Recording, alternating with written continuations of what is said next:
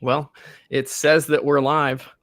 So I don't know if this software we're using tells us, who is in the... we got 2 people. So if you are in the chat, drop us a line, let us know. I didn't plan like a big intro or anything like that. We're just kind of live, man. And I'm David, and this is Drew from City Blades. I guess while we're waiting, give people a couple minutes to show up, because like roll up later standard time, right? It could be like 5 after. Yeah. Right. So you just started your workout routine again, right? Like within the past month or so? Correct. Did you have any like growing pains getting back into it? So personally, I find that, and I go through this, I've gone through this a few times where, I'll be in the swing of things and I feel like, man, I'm really in control of my life. I'm working out every day. Hey, Natasha, what's up?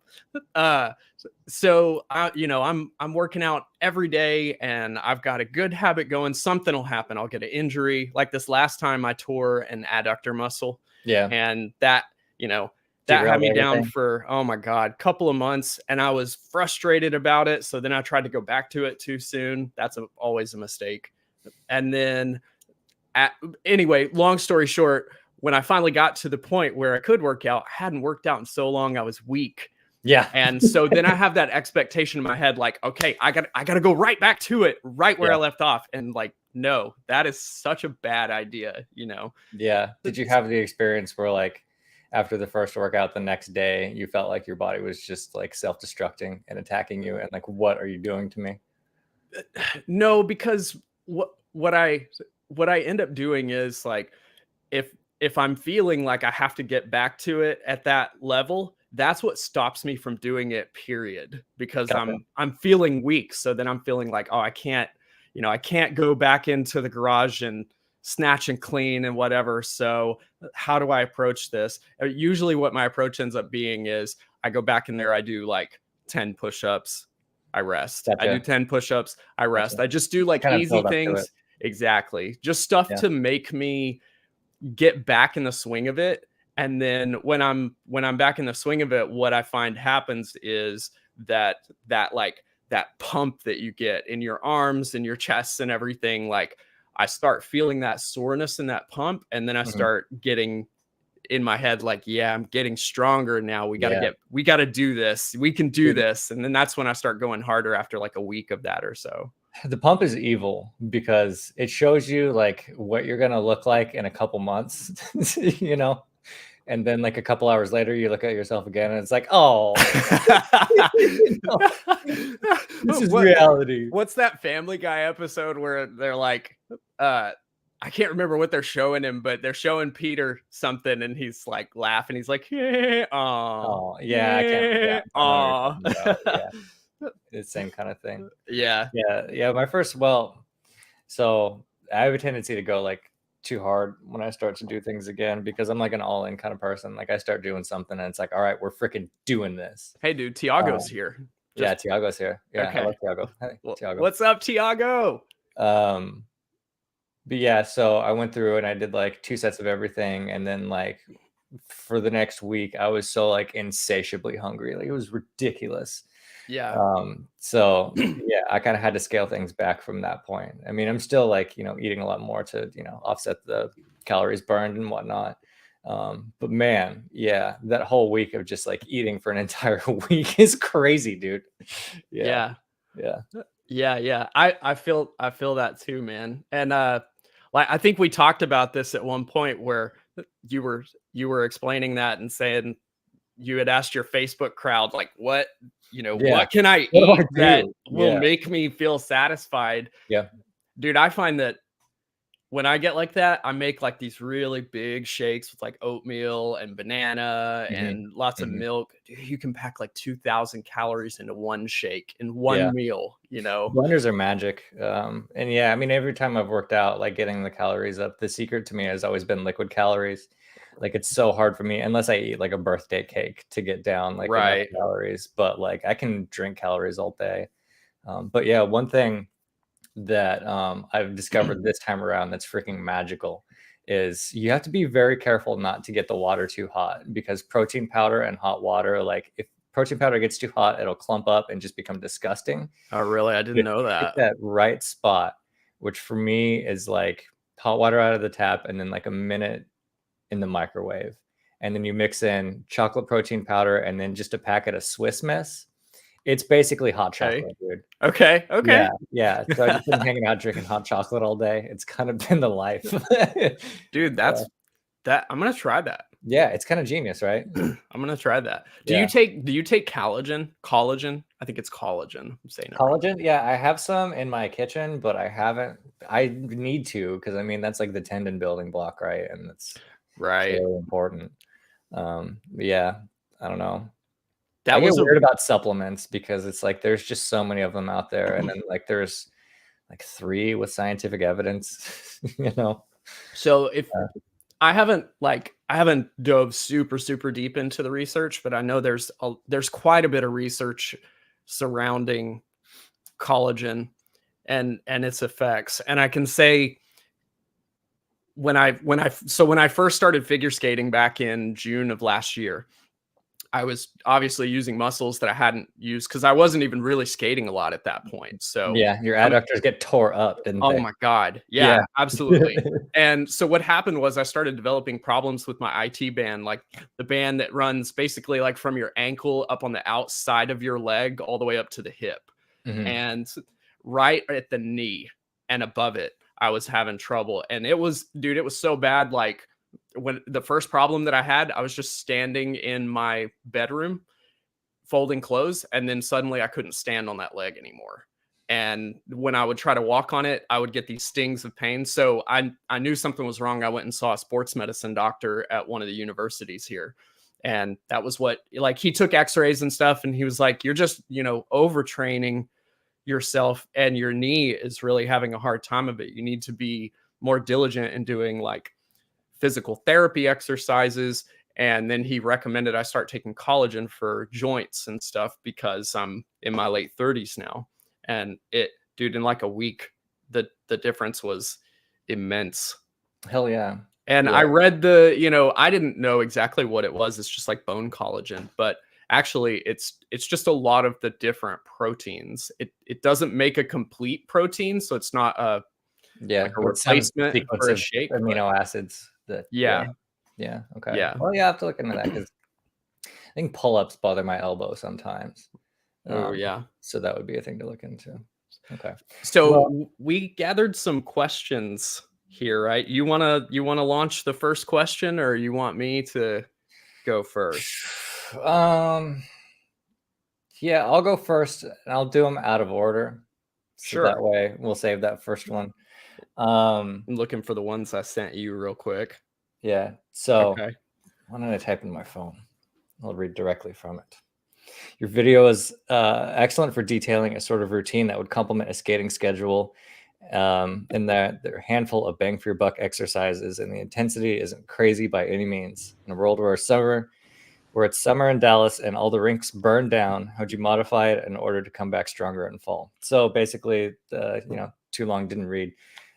If you weren't able to skate, what would your workout routine look out for like a season? Right. So if I was forced to take an off season, and I wanted to continue off skate, well, so first off, and this part of the answer rather might be sounding like a cop out, but I would find a way to skate. So David. So in my garage, I would add this as part of my training, right? I wouldn't be like out skating because it would be too hot, right? And like you said, there's no rinks, so I can't go to rinks. So what do? Well, I use my training space to incorporate like jam skating and things, just middle work, just so I can stay on my wheels. So that's the first thing. But aside from that, because obviously that's not going to build like, I can't get out and do like my figure skating exercises, things that require a lot of edge work and stuff. So there is what I find is an exercise that's like, I think it's called ski jumps. Okay.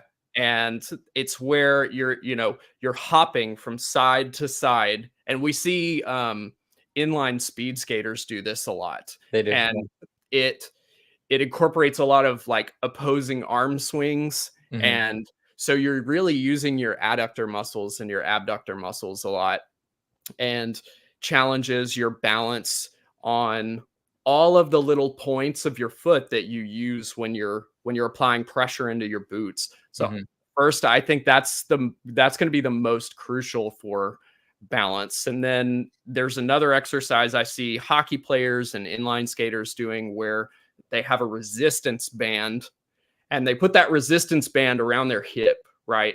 Okay.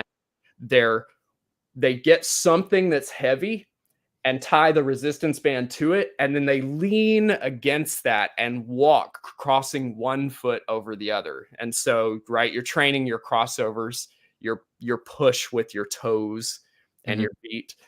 And then, of course, I think compound exercises are the most important. Like I love the isolation exercises, because I feel like it helps a lot with dance, like things that are not practical motions like curling, stuff like that, but you're still building that relationship with your body. And I think I mentioned to you at one point, my college roommate was like a power lifter, bodybuilder, professional trainer, and he was going to school for that stuff.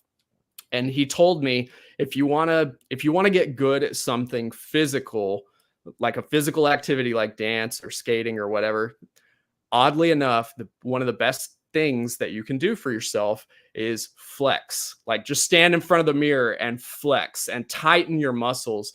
And it creates that relationship with your body and your brain where you can activate those muscles immediately. And like, it sounds vain, but if you think about it, when we're skating and spinning and stuff, we have our core and our shoulders and everything real tense and activated. So yeah, the gym bros call that the mind muscle connection. And really, I mean, you don't have to be like in front of the mirror to do this. Like, you can just like sometimes I'll just be sitting on the couch and like flex one of my lats, just to remember.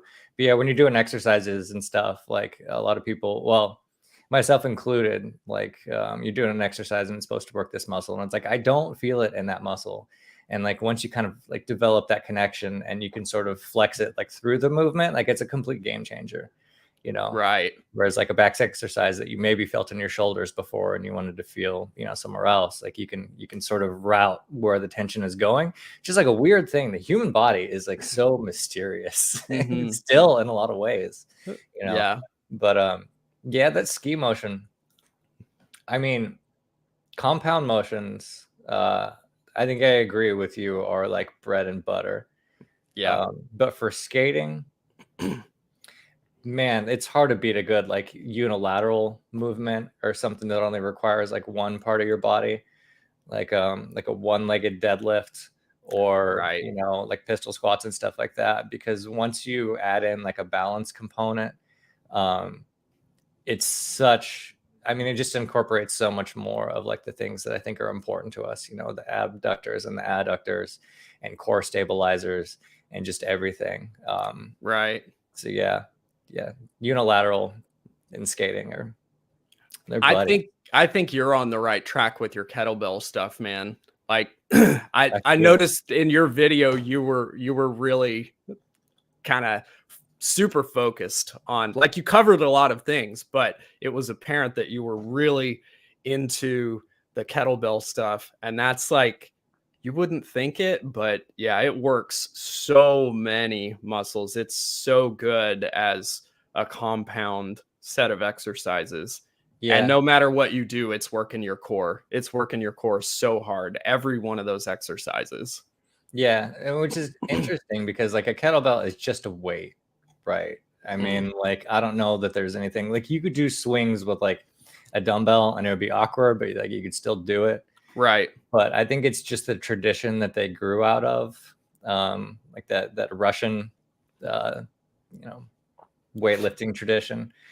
Just had like a different kind of approach to it, and I'm not saying that it's the better one. I think that like most things in life, if you made a Venn diagram of like you know, American powerlifting, strongman, whatever, and then like the Russian system, and you know, where they intersect is generally where you want to be. But yeah, there's good things from both sides, and it's been interesting, like seeing the benefits from this side. I mean, because like when we were in high school, like nobody was doing kettlebells, and like if they did, it was like you're a nerd, you know. It's like, just go lift a barbell. Like, what are you doing? Yeah, but yeah, there's legitimacy to their whole system. It's cool.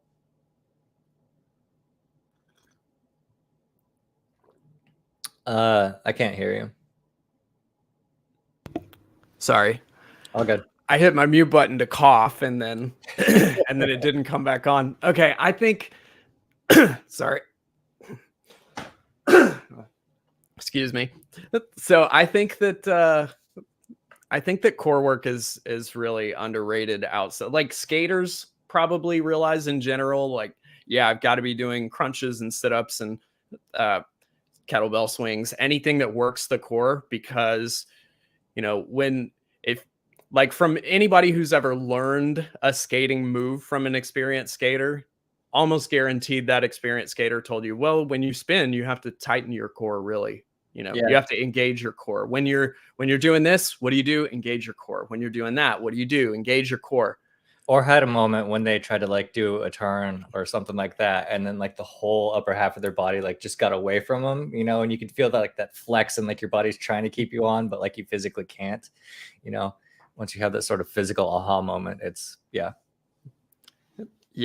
I'm gonna drop this this little comment from Tiago. He said, David motivated me to start working out. Now I go to the gym 3-4 times a week. Dude, he's been at it for a while. Like, I know he's not really making YouTube videos a lot these days, but we talk periodically, and he's been at it for a while, sends me like updates here and there. I think he's been killing it in the gym. Sick. Buff Tiago. The world isn't ready. Yeah. Well, hey, if you're short, then you gotta get there somehow. So yeah, that's like the one point that I'm really jealous of short dudes about. Like Danzig in his prime was so jacked, and that dude is like not tall at all. Well, I'm just about to name like a bunch of punk musicians, but yeah, suffice to say. Yeah. Right. We're not like actively taking questions yet, but I just want to pop a couple things up on the screen here. Daniel Kaz says, recently learned that I should do dynamic stretching before skating, static stretching after. Used to do all static. What do you think about that, Drew? Because I agree with what he says here. This is my routine, but I'm curious what your warm up, stretching after, etc. I feel like static is more for like building range of motion. Like if you go and, you know, try to touch your toes every day, and then eventually you can touch your toes, that's great. Yeah, but far more important is like getting your body ready to do the things that you're about to like demand it to do at a higher level. Yeah. Right. So yeah, I would agree. I find that so a couple of my figure skating friends and I were stretching one day, and my buddy Jan, who very impressive gentleman, he's from South Africa. Long story short, he started figure skating at like age 48. He's in his early mid 60s now. He's been skating like 15 years. Dude can do jumps that, you know, the kids are doing. Yeah. So in his 60s. And so when he talks about training and stretching and physical strength and stuff, I'm listening, because I'm like, dude, I'm trying to be where you are when I'm in my 60s.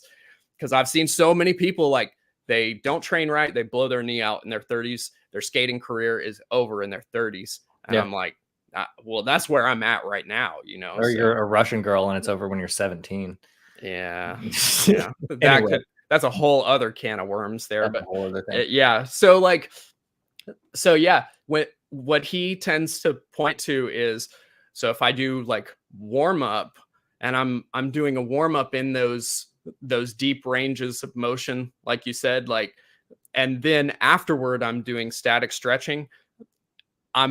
The stretching is building your range of motion, but that range of motion is no good without strength all the way through it. Yeah. So that's where we get into the mobility conversation. And I think Daniel here has has the formula correct in that we should do dynamic stretching, a dynamic warm up prior, so that we're using the strength in that range of motion. And then at the end, when we're really warm, then we stretch and extend that range of motion as far as we can. For sure. So, yeah. Which extends to the workout routine. Like, again, knees over toes, you've already talked about. So, yes. Yeah. Yes. Yeah. If you guys are not familiar with knees over toes guy, you got to check him out. So Brad from Endless Blading turned me to his channel, and I don't know Brad's whole story with this, but I know briefly that he damaged his kneecap, and I think he had to have some surgery on it. And the physical therapists were looking at him, telling him, do all these different exercises. Long story short, they didn't work. So he started looking into channels to help with that. And Knees Over Toes guy is who ultimately gave him all the tools that he needed to get back in his skates and be, as close to 100% as he could be at that time. That's what's up. That's been my experience too. Okay, so I've got a question for you. So in your video, you mentioned that the goal of a skater should be geared toward training your slow twitch muscles. And you talked about how, if you're doing an exercise for the count of repetitions rather than, trying to close that exercise off at failure at strength training is 5 repetitions sometimes. And then you want to be 8 to 12. Right. Yeah. So, and you said you're shooting for 30, am I 30. Right? And so why is that? Because when I think about skating, I think more in the terms of balance and power and fast twitch execution. Why are you thinking about can you elaborate on what you mean by skaters really need to be training slow twitch? Yeah. So, first, let's kind of get into a little thing about slow twitch versus fast twitch. So, fast twitch muscles have a tendency to, when you go to failure, that's what your fast twitch muscles are doing. It's very rare that a slow twitch will go all the way to failure. And you can think about anytime you've, God forbid, tried to go running or something like that. You never reach a point where your legs just don't really function anymore. They just get really tired, and maybe you get a lactic acid buildup or something like that, and they get achy. Yeah. But it never gets you to the point where you can't stand, versus, if you go heavy, on the squat rack or something like that, your legs start shaking at a certain point, and it's it gets very, very difficult. So from that point, another caveat would be there's this saying that goes around that's strong fixes most things, just sort of as a universal truth. And so if you, let's say you want to be in the NFL, God forbid, and you need to go and bench 225 for, I forget how many reps they have them do because I don't really care about football at all. But they have some tests where you have to bench 225 for a lot. A really good thing for you to try to do would be to get to 305, and work that as well. Because if you can bench 305, certainly you can do 225 for a lot of reps. But if we're thinking about the motions that we do and what our limiting factors tend to be in session to session, the only explosive thing that I can really think of is hip hinges. I think we do have some explosivity in hip hinges, and then jumping, which I personally don't do a lot, but jumping is certainly a fast twitch thing to do. Other than that, what I find is my limiting factor, session to session, towards the end of the session, what am I feeling? And it's just that overall fatigue and lactic acid buildup and cardiovascular stuff. And once I get to that point, it causes technique breakdown, which is the main thing, because it doesn't take a lot of pure strength to do a lot of the things we do. You have to be a very balanced and overall, like, in shape person, I think, to be able to skate cleanly and be able to maintain good edges and, have good transitions and stuff like that. Yeah. But yeah, it's nothing like powerlifting. So to that extent,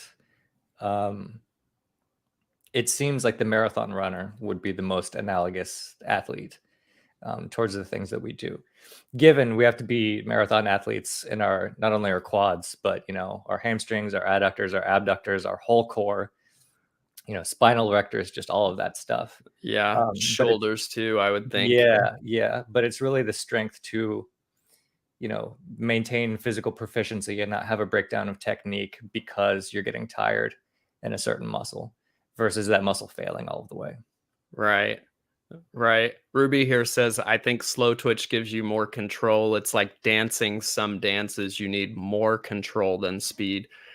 And that makes sense if you're thinking about, okay, I'm going to practice like inside edge glides on a circle today, and I'm going to get my technique, like figure skating especially, get your technique and everything correct where you have the right amount of tension and torque on the shoulders and the abs and so on and so forth. And I only drill technique as long as your muscles are keeping up with you, right? Right. Yeah. And that makes sense. But honestly, dude, this is an area that I didn't really, I don't know why, but I didn't really think about until recently.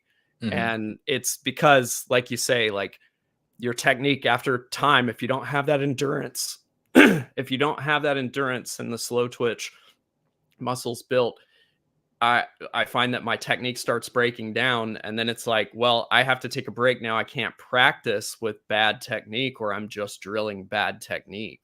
Right. So yeah. And another big caveat on that is, like, you can't go out and say, okay, I'm only going to use slow twitch muscles right now. Like, that's not how it works. Right. Like, it's always a recipe, but if we can get power pulls as easy as, taking a breath is a very slow twitch thing to do, you'll be in a good spot with skating. Right. So what benefits do you see? Because you've been prioritizing like more Olympic lifts and powerlifting type rep ranges, if I assume correctly. Yeah. So where have you seen that benefit? So the first thing that comes to mind is when I first started working. So my current coach is an ice dancer, and we're working on moves in the field, or as they call it now, skating skills, which I think is lame, but whatever. It's moves in the field. It's moves in the field. So we're working on moves in the field, which is your basic skating skills, how to glide on your inside outside edges, how to do 3 turns, on a circle. And they create patterns in the ice that you have to, it's not literally like skating figures where you're specifically drawing figures in the ice with your blades. It's the modern equivalent, though. I mean, yeah, but they create like a pattern, and they're like the waltz 8. Well, you have to execute a 3 turn at this point in the top half of the 8 and this point in the bottom half, etc. So we're working on those things. The very first moves in the field test is forward stroking and crossovers in the corner. And so what they have you do is you skate 6 strokes, ideally 6 strokes in the long, and then in the corner, when you get to your crossovers, you have 4 crossovers, and then 6 strokes and 4 crossovers. Yeah. Then you turn around and go the opposite direction. One of the very first things my coach said to me was, well, we don't have to work on your speed. Your speed is great. And in fact, I found that I had to dial some of my speed back because coming from wheels, man, ice. Yeah. Yeah, it's so much faster. Yeah.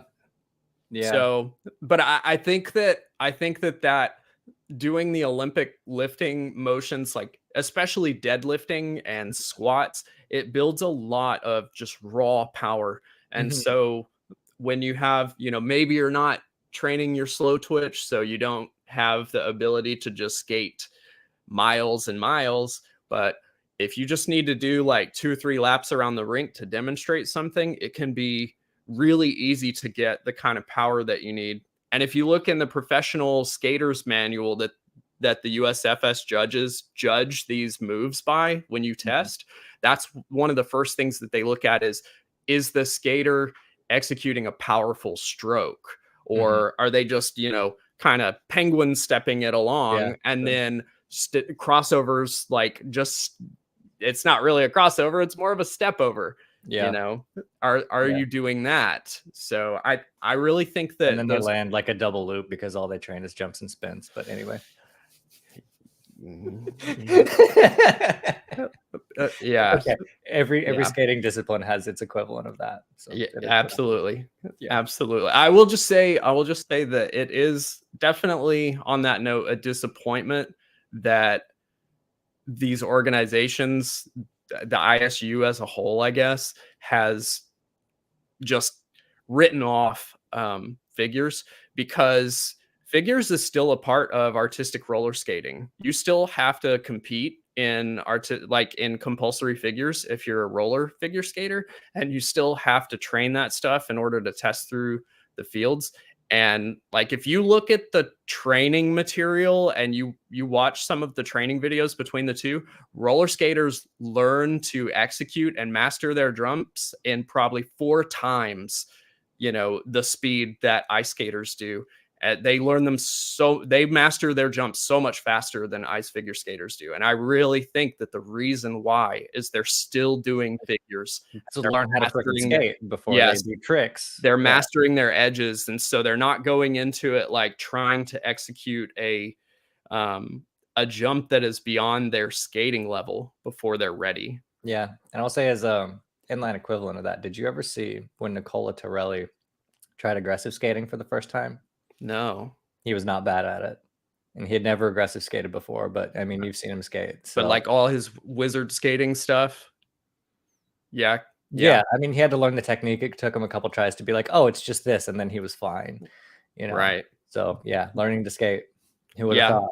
Because he uses his edges with those big wheels. Yeah. Not to mention, I mean, a lot of the greatest like aggressive skaters of all time had like a hockey background. Like they grew up playing hockey and then they started grinder blading, and Right. Anyway, let's get on to another one. Well, real quick, for anybody who is hanging out with us in the stream, feel free to drop questions in the comments. At the end of our Q&A with each other, we're going to do a Q&A with the audience. So we'll go back through the questions and answer everybody's questions. So if you're curious about anything we're talking about, let us know. We'll put it up on the screen and answer it for you. Sweet. Let's do the long one. So strength coach Dan John, this great dude, puts a lot of YouTube content out, by the way, too. You guys should check him out. Identifies the 5 basic human movements as the press, the pull, the hinge, the squat, the loaded carry. What do you think are the 5 basic movements for skating specifically, and why?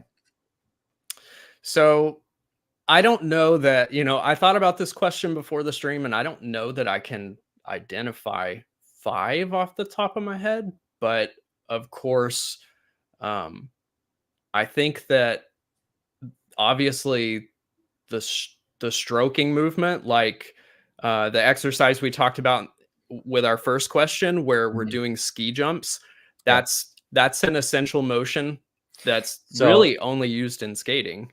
Pressing the legs outward. Yes. Yeah. So we could call that a I guess there's a couple ways to name a push, because you could have a vertical push, you could have a lateral push. So we'll say lateral push is one. Yeah. Lateral push. Lateral push. Okay. And then, of course, you want the balance of your arm swings. So you need opposing arm swings, right? You don't want to be like pushing right and swinging right the same direction, or you don't want to have the foot, like if you're lunged on your left and pushing with your right, you don't want to have the whole left side of your body out and forward. So I don't know if that qualifies as like a basic movement, though. I think that's more like minutia in between. Yeah, I mean, think about just things that your body does. Like your body can push, your body can pull, your body can hinge, your body can squat, your body can carry. Right. Okay. Well, squat. I do think you're onto something though. Yeah. As far as like stabilization. So ability to twist and resist twist. Yeah. We could, I think that's a more clear answer than, Okay. So, and obviously, so I think that, and I talked about this in my training video last week, the push. So I do like lots of push-ups and complicated push-ups that, press-ups. Yeah.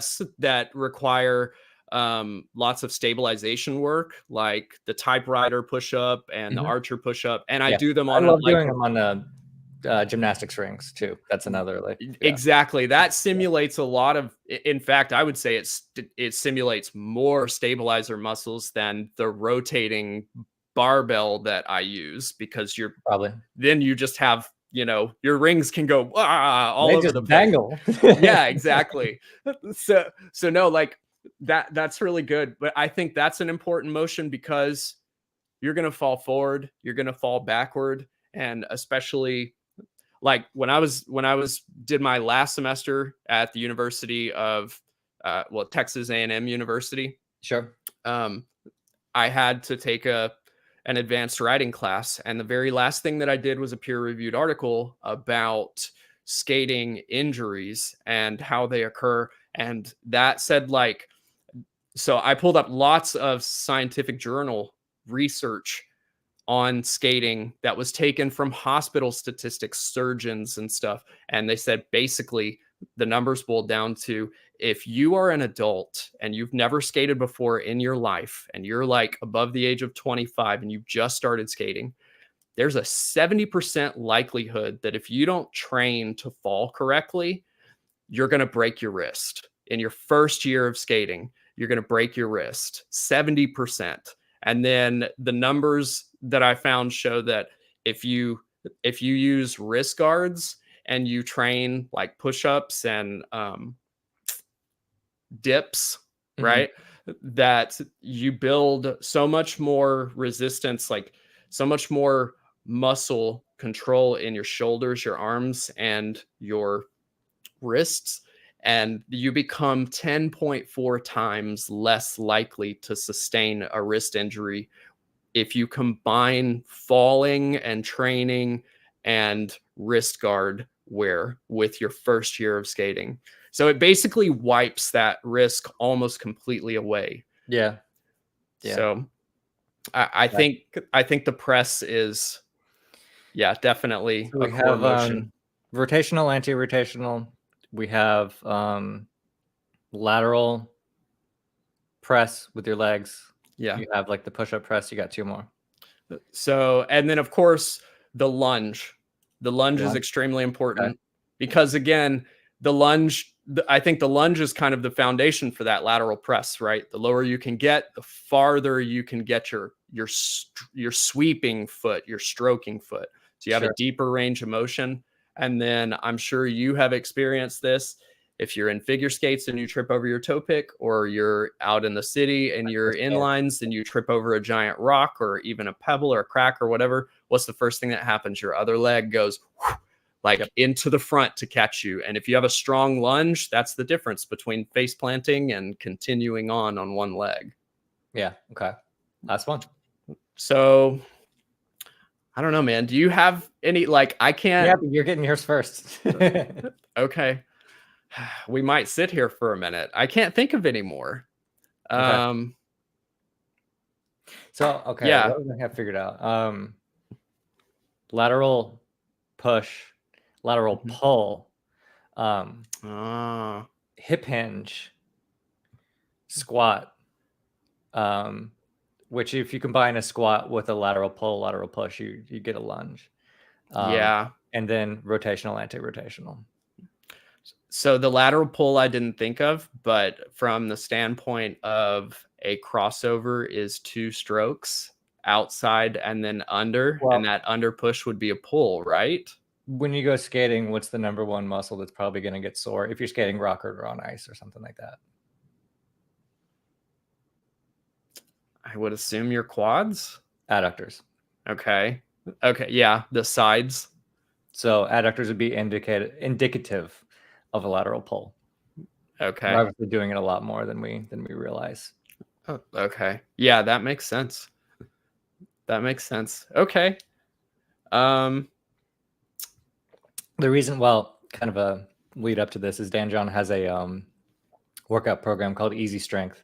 Yeah. Where you just take the 5 basic movements and you do less than 10 reps. You don't even go close to failure.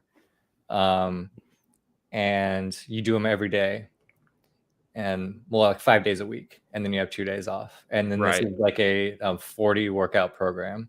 And supposedly by day 22, he's like, yeah, if you're a strength athlete, go like check your bench press or something. And like everybody that does it correctly, like smashes their personal best on that 22nd day, even though they're like not even like approaching failure or anything like that. So like, wheels turning, like, how can I make this into like a skating, Right. Yeah.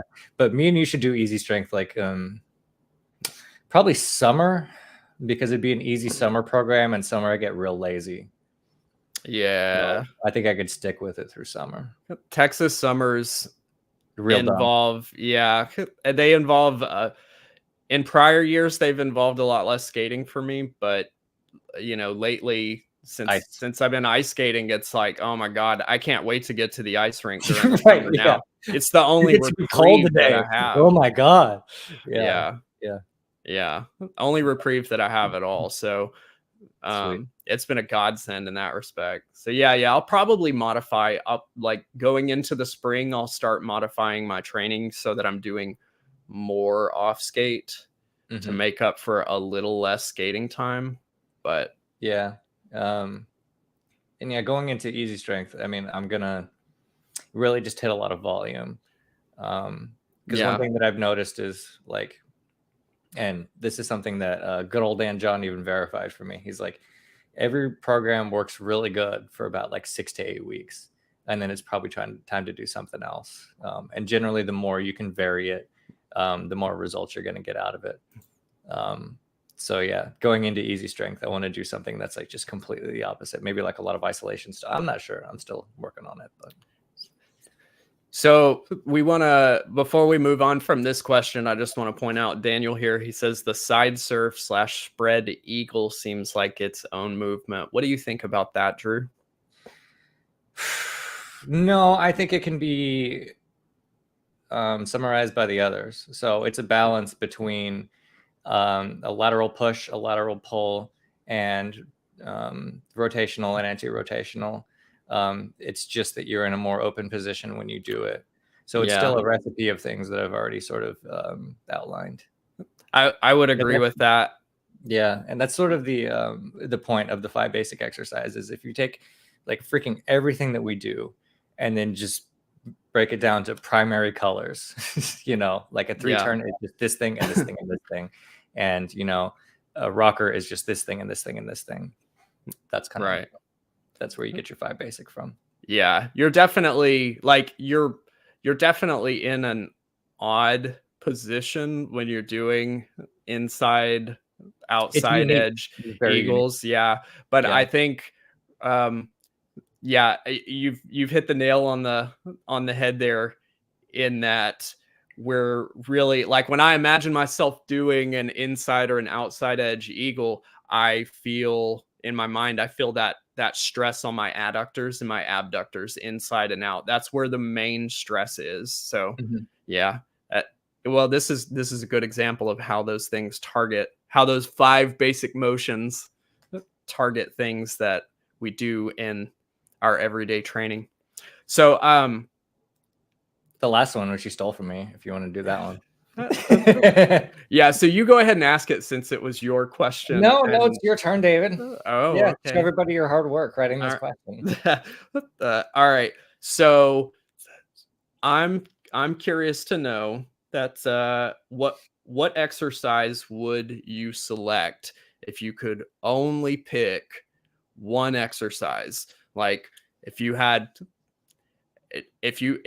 just time to say, all right, I'm going to do 4 sets of this, what exercise are you going to be doing that helps you train as much as possible?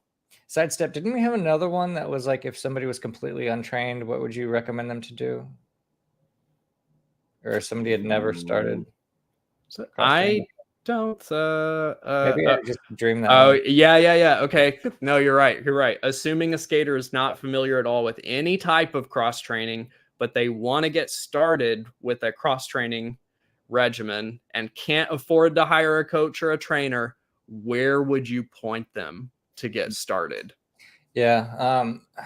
See, I think both the hardest thing and the easiest thing to do is to figure out where you have some sort of deficiency, right?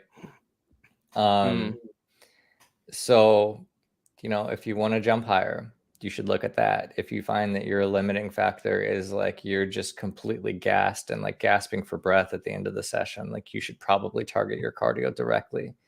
Yeah. The thing that would take priority for me would be the muscles that are on the opposite side of the things that you're already working quite a bit.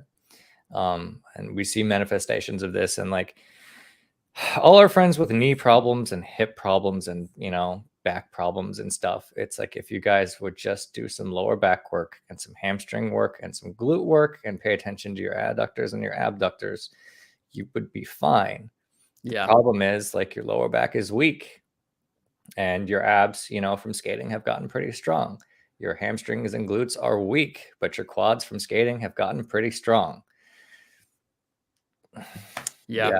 And actually, Todd from Mushroom Blading was on one of the rollerblading podcasts the other day, and he was talking about how skating anti-rocker used to like hurt his knees, but he started doing like some knees over toes squatting and working his hamstrings and stuff like that, and now like skating anti-rocker doesn't hurt his knees anymore.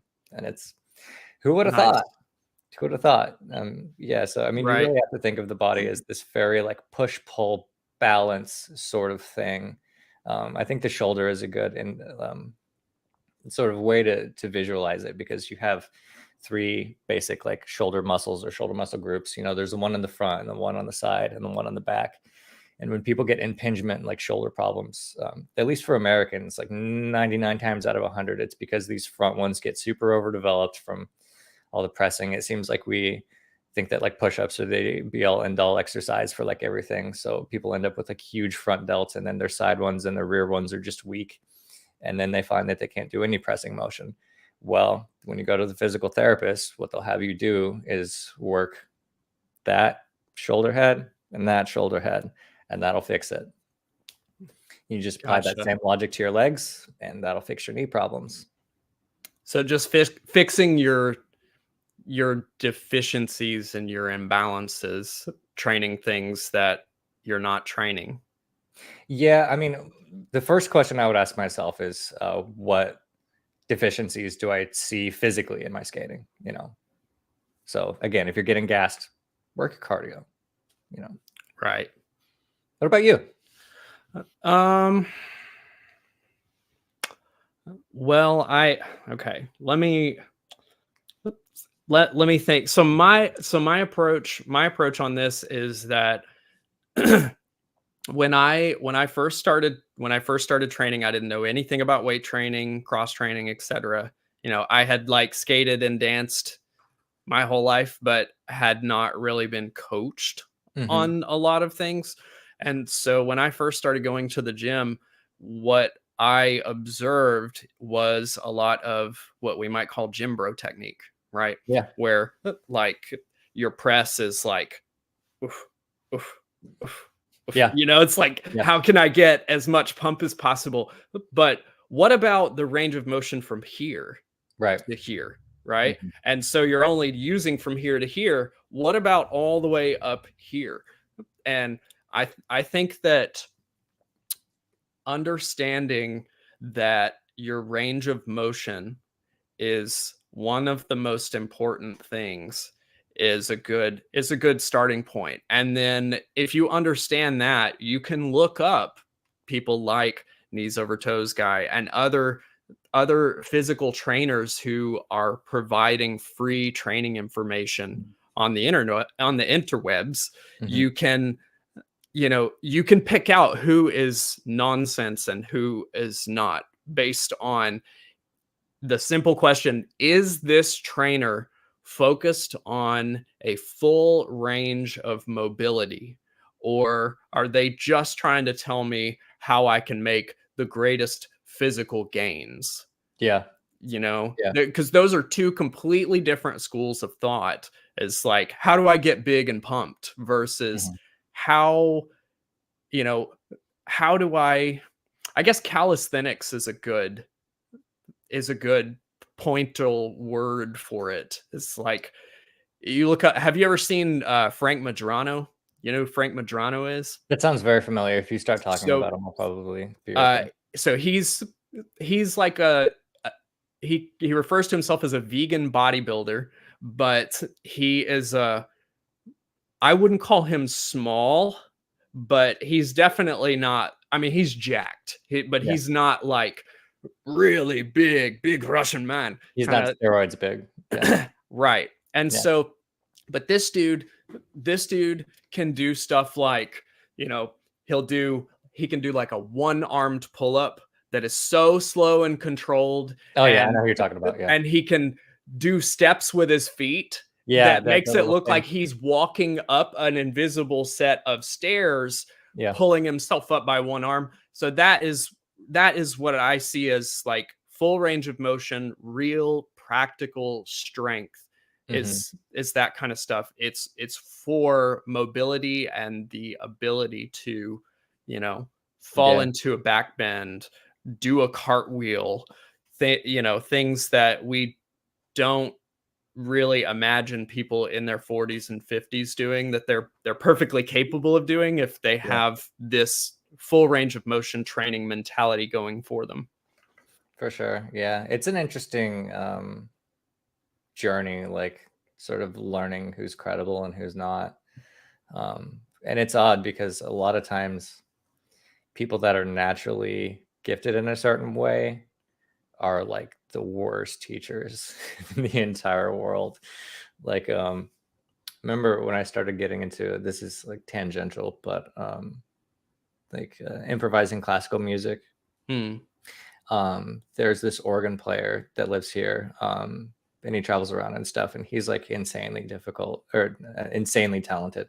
Like, he's like, oh yeah, if you want to sound like Bach, like you just do this, and he just starts playing.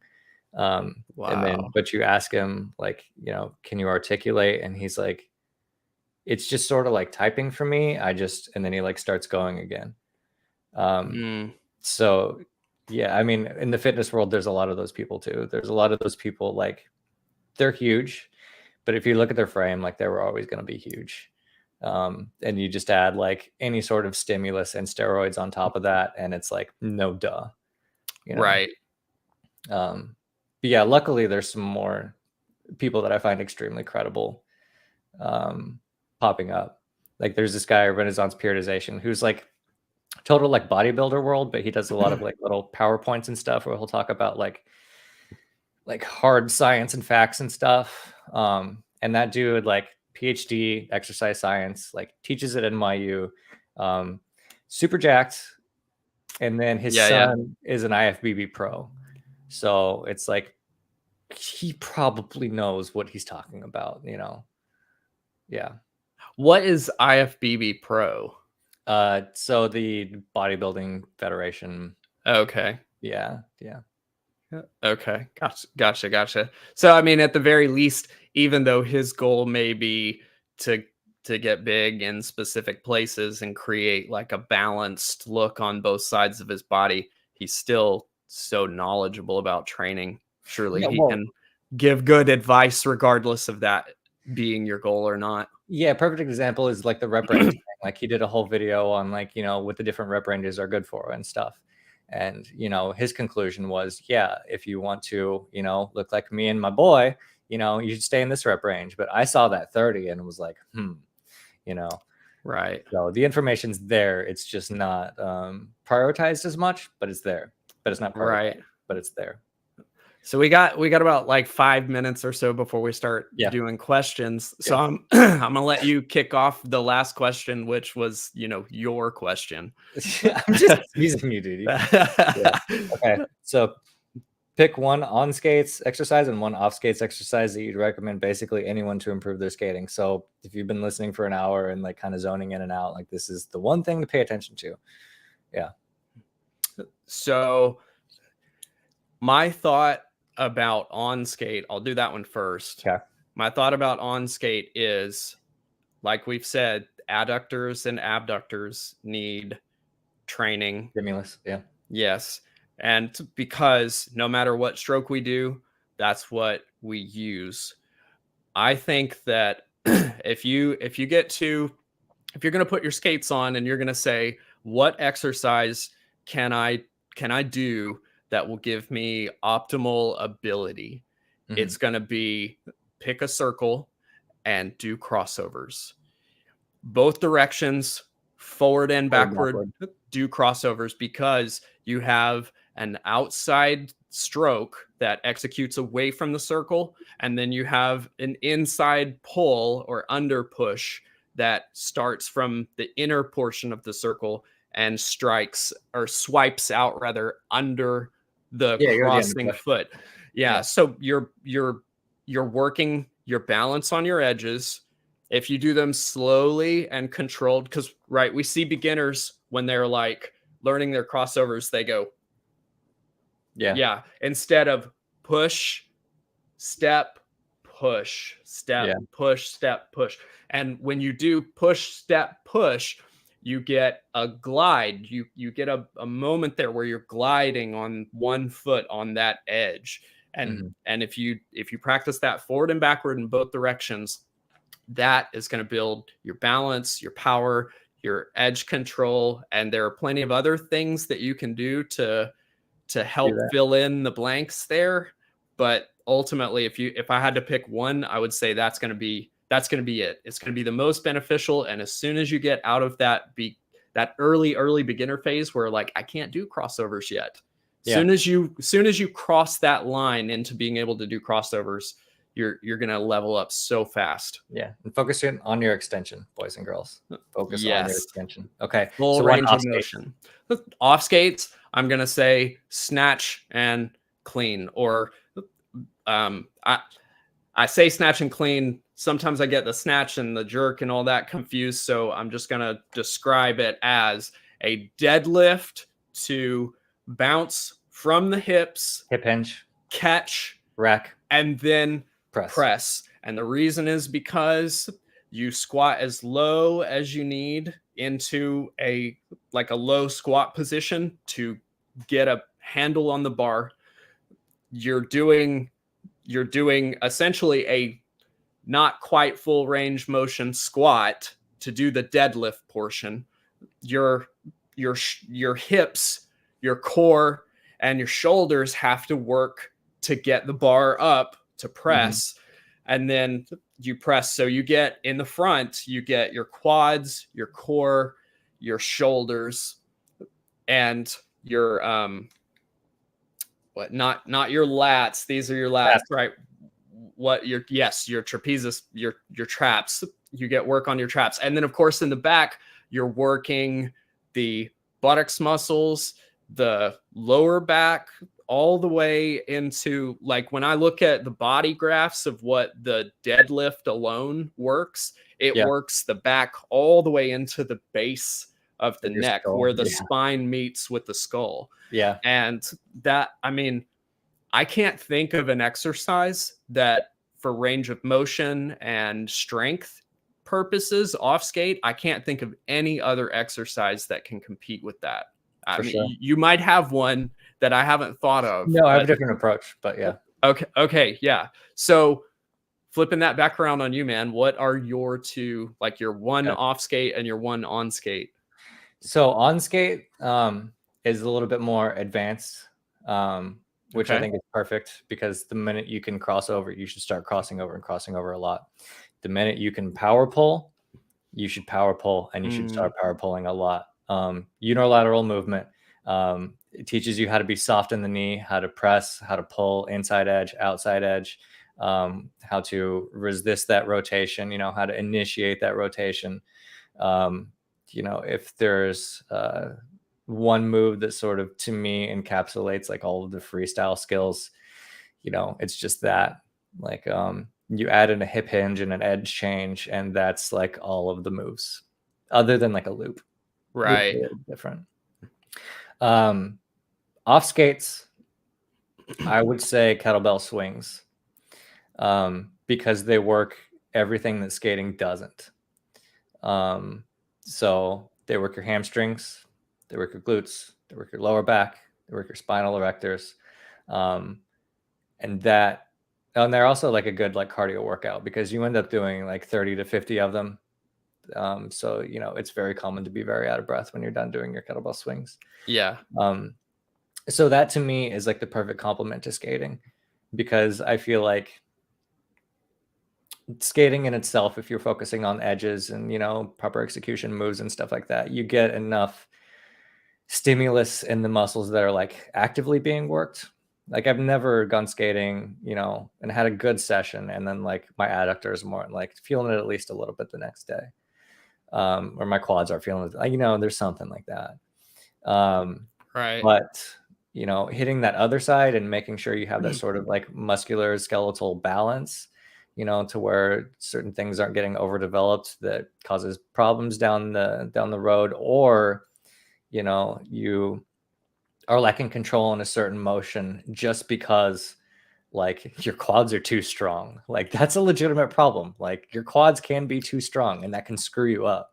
Right. So just making sure that you have those hamstrings there and those glutes there to, it's interesting. One of the big functions of the hamstrings is not necessarily the leg curl, though that's a way to train them directly.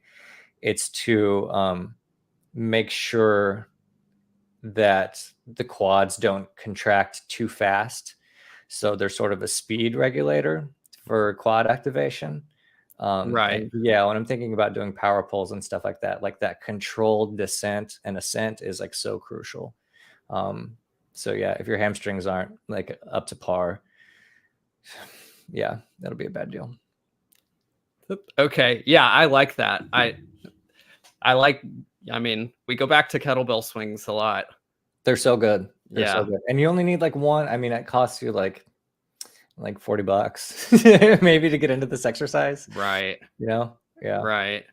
Yeah. I honestly, man, like I told you before, when I worked for that tire plant, when I was doing IT work for that tire plant, I would, in my downtime, when there was nothing going on, there's like an under the stairs office that was tucked away under the main office where we kept all of our supplies, replacement parts and stuff. And sure. I had a yoga mat down there and a 30-pound kettlebell.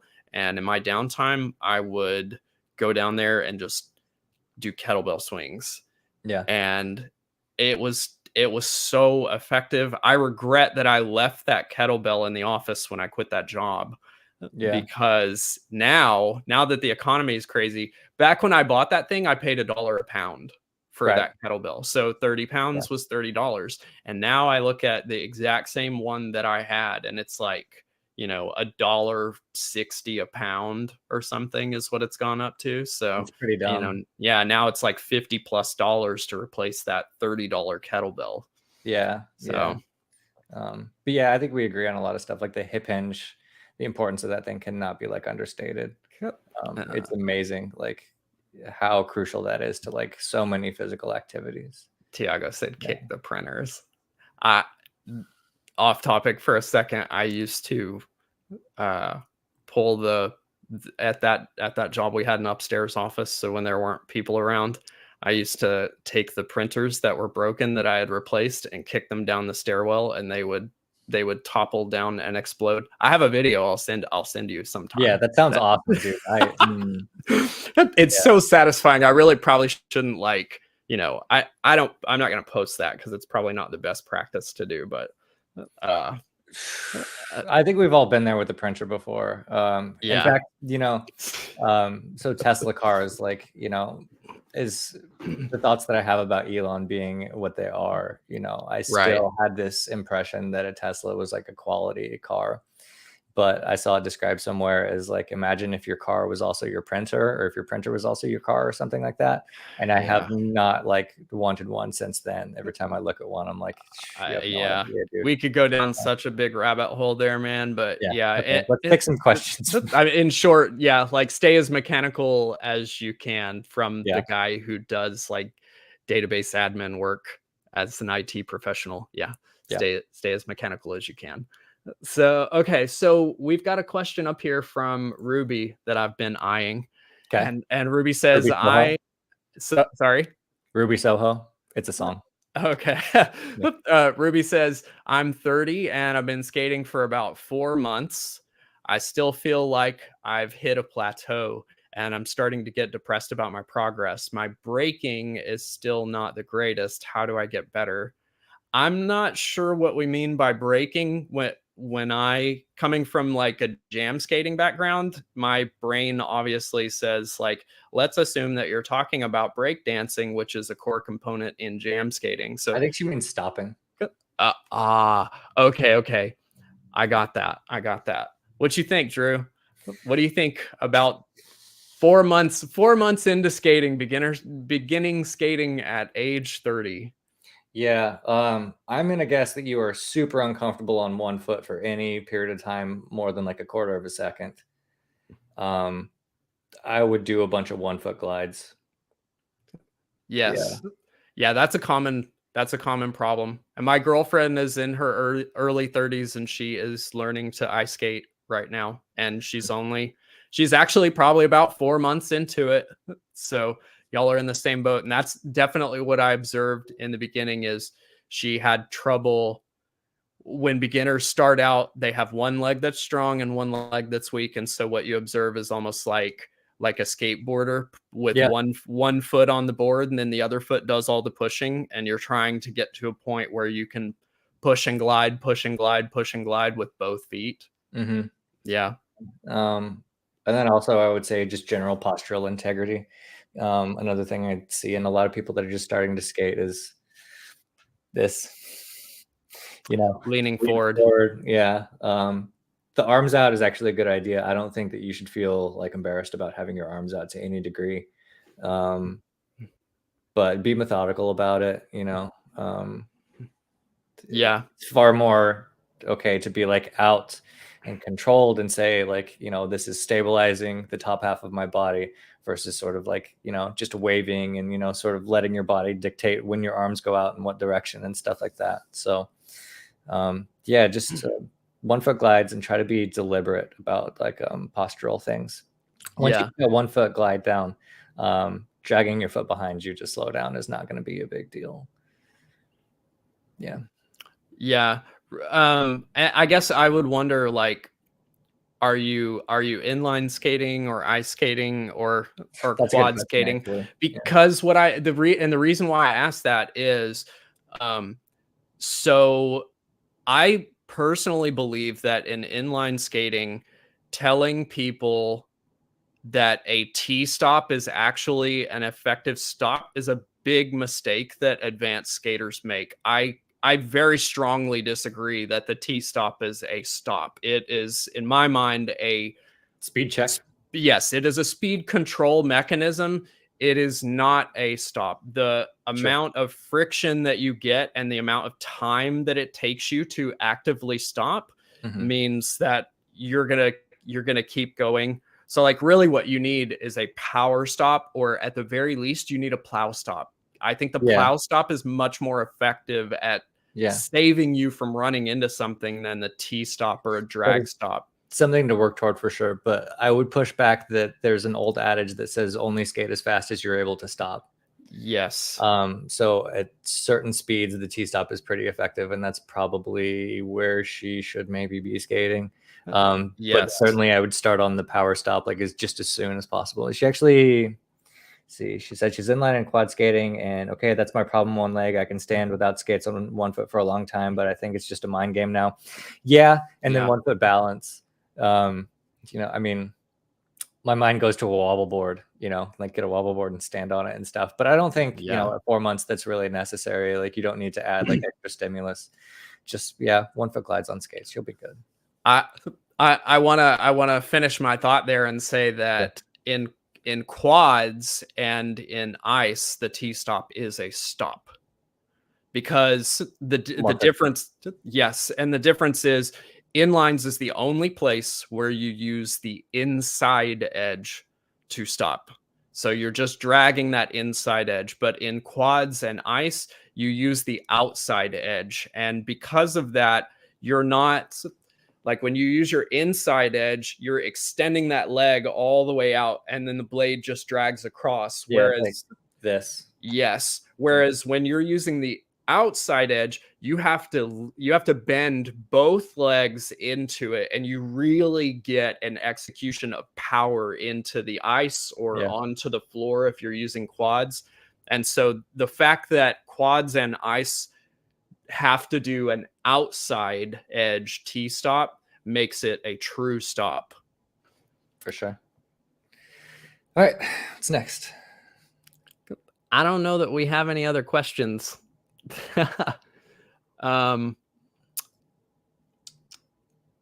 We've had quite a bunch here. We have some comments here, but I don't really see any questions. If you guys have questions, we'll be in the stream here probably about another 15 or 20 minutes. So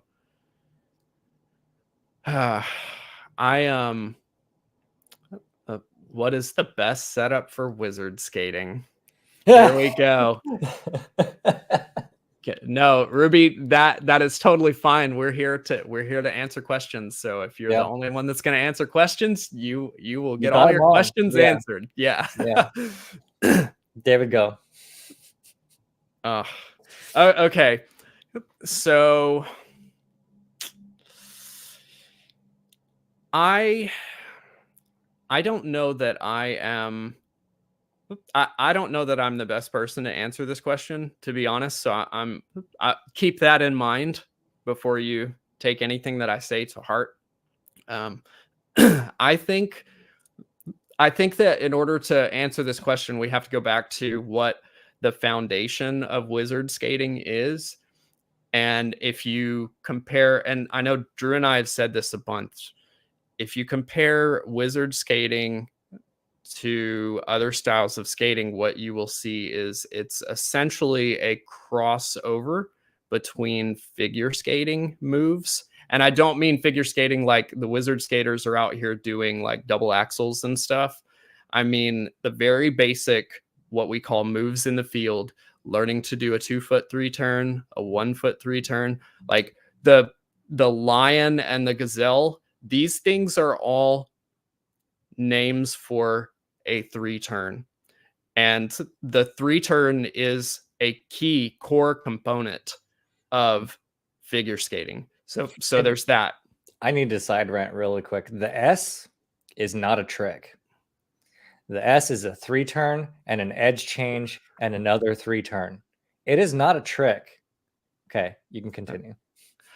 Okay, and so then we have the like the street components, like the stuff that aggressive skaters do, and we just have to take away that like center grind block, right? So given that, this is where I'm if we had a bunch of wizard skaters in the comments, I feel like I would get a lot of pushback when I say my main issue with the wizard skating setup is that it is flat. And the reason I say that is because all of the dancey trick movements and the 3-turn stuff that they do, all of that is, again, like basic dance components from other styles of skating.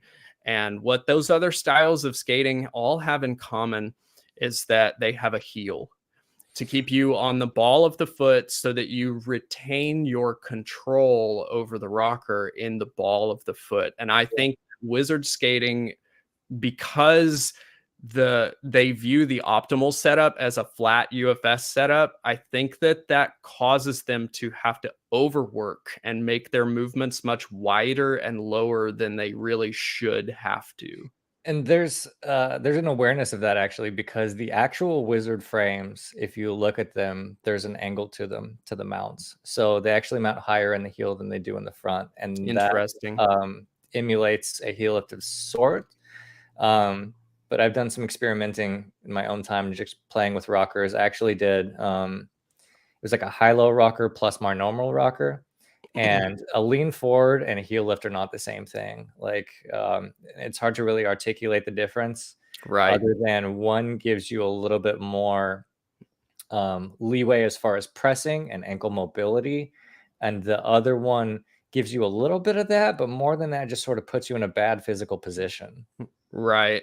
Yeah. Now that you mention that, I didn't think about it, but I was aware in the past that yeah, they have, it's not a heel lift, it's more of a slanted lean forward, but the boot and It is flat, yeah. the frame is still flat. It's just angled so that the heel is slightly higher. And I want to say that um I'm not coming from a complete place of ignorance there, because I have not ever used the wizard setup first and foremost, but the discipline that I have done the most for the longest, for more than 30 years, is quad jam skating. And jam skating specifically uses a speed skate style of boot. And what I can tell you for absolute sure is that that speed skate style of boot is, if you're gonna use that like more dancey stuff, and you're gonna take away like the break dance movement and start doing more like twizzles and things like that, the artistic boot defeats the jam skate all day every day. And it's because it has a heel, because that flat setup completely fails at the dance elements in rhythm skating in comparison to a set of like artistic figure skate style boots that have a heel. Yeah, pressing through your heels is such like a basic fundamental sort of thing. Right. And giving yourself a little bit of lift. I mean, I've said a million times, like if you imagine your foot, it's so much harder to stand up and like raise your toes than it is to stand up and point your toes. So why would you not start a little bit elevated, so you at least have like a little bit more leeway in both directions? Right. As far as like an ideal wizard skating setup, I'm going to assume, because you're talking to us, you're not necessarily talking about terrain interaction. Because I think the founders of wizard skating kind of want it to mean like doing whatever you want, you know, like incorporating whatever styles of skating you want, you know, if you want to. Anyway, but just for dancey stuff, I think one of the best things that you could do, well, it kind of comes down to two things: is finding a boot that works for you and finding a frame length that works for your foot.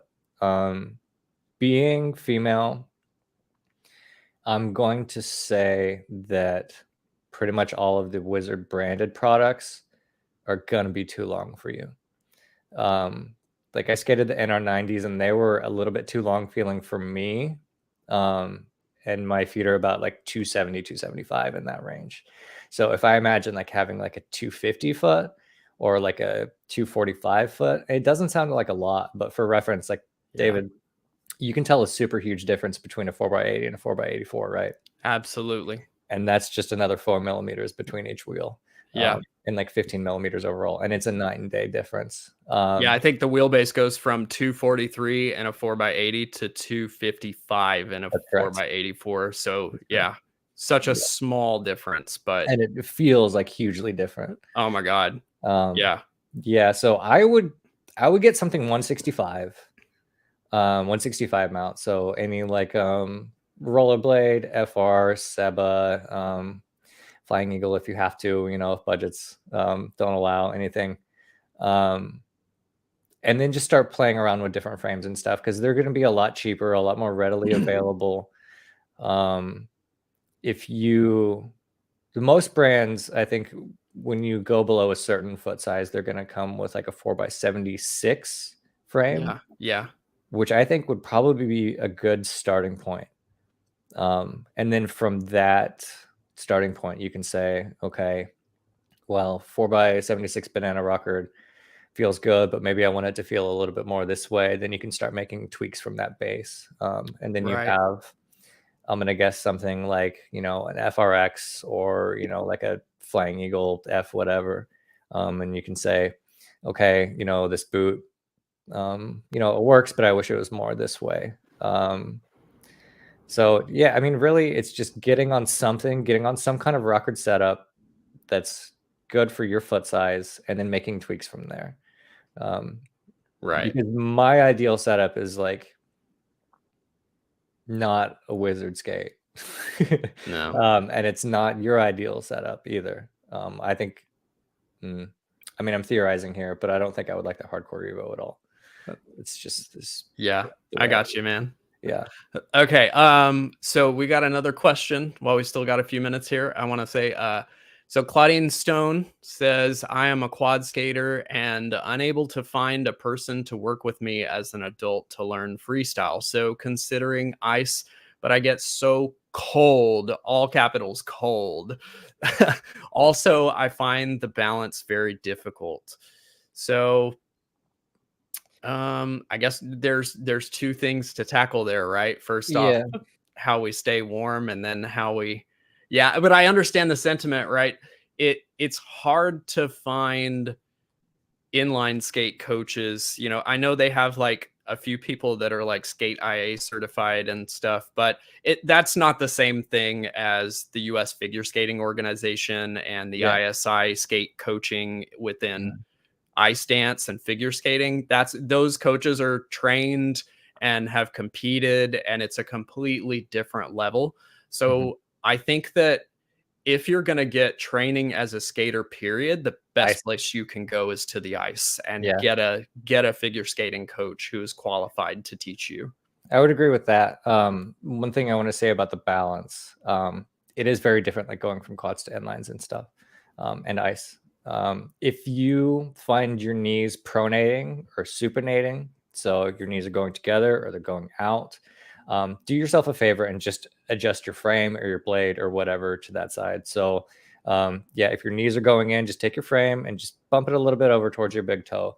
And that'll fix a lot of issues. And down the road, you know, as you're like sort of developing it stronger and stuff, you can consider like recentering it, which I actually did, you know, not too long ago. But yeah, just don't make things harder on yourself than they need to be. The blades are adjustable for a reason. It's not cheating to adjust it one way or another just so you can stand up correctly. And that's, again, assuming your knees are like going inward or outward. Yeah. For staying warm, just bundle up, skate harder. The beautiful thing about the ice rink versus like if you're skating outside on inlines in the cold is that there's no wind in the ice rink that you didn't generate yourself. Yeah. So it's not like where you might be dealing with like a biting cold from the wind and all the elements outside. Inside, the ice rink climate is controlled. And they control them very well if it's a well-run ice rink. So really the worst that you have to deal with is the fact that the temperature is low. But if you can layer up gloves, you know, gloves are a big help. Yeah. The one thing that I find to definitely be relatable on the cold is like figure skates need to fit you exactly. Like no other skate needs to fit you exactly on the level that a figure skate needs to. And so I find myself having to use the thinnest socks possible. And if you don't buy a skate that is well insulated, which is often the case with like beginner figure skates, you spend like $100 or something like that. Yeah, your feet will end up cold, and the skates fit you and the shape and the size of your foot so exact, if you're fitted correctly, that you can't put like a thick sock in and expect not to end up with some blisters or break-in problems. So keeping your feet warm is going to be the big challenge, but the rest of your body is really like you can layer up. If the ice rink is exceptionally cold on days where it's like 10 degrees outside, the ice rinks get exceptionally cold, and I'll wear like long johns, thermals, etc. under my clothes. I always wear a t-shirt, a thermal long sleeve shirt, and then either a sweater or like an athletic style skating jacket. And then you can see that my habit of wearing baseball caps has switched to wearing beanies most of the time. Yeah. And it's because it keeps my head warm. So that's what I think about the cold. Yes. All right. We got some more. Daniel has a question here about opinions on luminous LED wheels. They're all I like to use anymore. They look cool. I've never had a good actual skating experience with them. I've never used luminous. Yeah. So have you used the Luminous brand ones? Yeah. So, I mean, like all of those let up wheels, I mean, they kind of suffer from the same thing, which is the urethane is like a given hardness, right? And then the light up stuff within there just adds more hardness to it, you know, because there's a bunch of like plastic and stuff in there. So they end up being like super hard feeling wheels. I imagine, I mean, and they're made to skate flat too. So, yeah, it may feel really good skating flat for some people, some terrain, some wheel setup, something like that. But I personally like, outside of getting a video clip because I think it's cool, I would never skate them on a long-term basis. I have a friend that I met through the DFW inline skate group, like the big Tuesday night group skate through the city that they do. Yeah. And he wears, well, actually a few of them wear the Luminous wheels a lot. And what I find is these guys are advanced skaters. So they're doing power stopping and stuff in the street on the rougher terrains. And the one thing that they all seem to tell me is, well, unfortunately, with the power stopping and stuff, they just don't last. Like the urethane is not as durable within, like it has a good rebound, I guess, from what they tell me, but it's not as durable. And like I said, I haven't used the Luminous wheels, like the Luminous brand wheels per se, but I bought some of the Power Slide light up wheels when they were still making those. And honestly, they're like I love you, Power Slide, but those wheels, I totally respect that you just discontinued them and pretended like you never made them, because they were that, you know, they were just bad. And and it's because they disappeared so fast. I used them and they had plenty of grip, but it's like I would do like 5 power slides and then I needed to rotate my wheels, you know? Yeah. I will say the most fun ones that I've ever skated are the Flying Eagle, like laser spark ones. So they have the light up and then they have like little bits of flint in them. So you get sparks as well. Yeah. Yeah. Yeah. So yeah, that was fun sort of on its own merits and stuff, but yeah, actual skating experience. Look elsewhere. Yeah. I don't know. We also kind of have different philosophies about wheels, right? Like you tend to look for like softer, very grippy wheels to Yeah, I want get to stick that. to the earth. Yeah. Yeah, the Lebeda shooter, is that still your main Well, squeeze? Or and see, that's the thing. If it was up to me and they made them in all the different sizes, the NPC Black Magic double extra firms are the best wheels. They're the best wheels. And I would skate them in everything. But like, I mean, they come in 80, they don't even come in a 76, you know, trying to find 76s and 68s, you know, the chances that they make a 68 so I can rock them in like the ARC CS, like it's not going to happen like at all. But yeah, that dual durometer plus the flexible core, plus just NPC urethane being on like another level. Those are the ones to me. But yeah, I think the difference, we talked about it, like those are super grippy, and when I grip too much, it's like, oh man, I really need my technique to be on point. Whereas we like enjoy like a little bit more slide here and there because it's a little bit more forgiving and stuff. Right. Yeah. We got another wheel question here. That's for you. Taylor says, what hardness inline wheels for indoor? Yeah. 12A. So actually quite the opposite. And the reason is, well, okay, skating rink, or are we talking about like just a building? For me, when I hear indoor, I automatically gravitate to, I'm thinking rink. About a skating rink. But okay. You definitely have a good point there. But I'm just going to tackle this question from the angle of a skating rink, and that is that a skating rink will have, yes, Taylor says a rink. So a skating rink. So first off, we got to address like why we use soft wheels outside, right? And that is because the wheel has most of the responsibility of gripping and getting a hold of whatever terrain you're skating across. And you cannot assume that that terrain that you're skating across is going to provide any grip in return. Whereas if you have a skating rink that is maintained, that has a floor that is maintained as a skating rink should maintain the floor, meaning that at least like once every other year, ideally once every year, they are refinishing or adding a layer of urethane coating on the floor. That means that your floor has some return grip. So like if you ask an inline speed skater, what do you skate outside versus inside? 9 times out of 10, they're going to tell you, well, I skate like a 85A or 84A outside, but when I'm inside, I'm rolling like 90, 92A.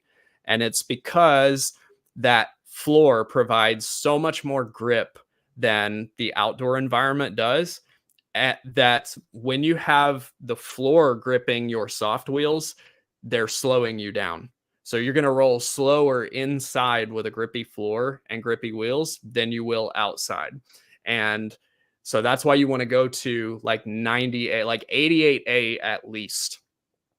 At the softest, 88A is the softest that I would want to skate indoors on a proper maintained floor, because you get less, you're still going to have a lot of grip, but the floor is not going to be grasping your wheel and slowing you down. You're going to get more speed the harder your wheel is, and you can get away with it indoors.